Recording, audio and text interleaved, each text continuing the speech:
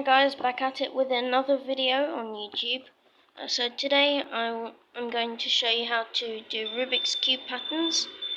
So I only really figured out how to do one, so I'll show you that.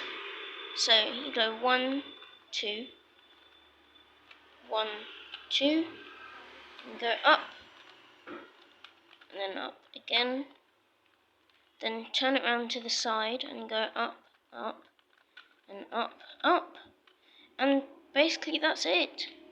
I mean, it's really easy, and it doesn't take much time.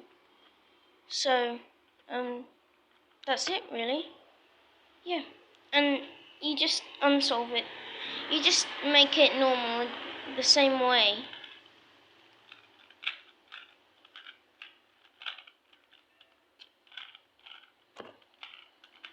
Just like that.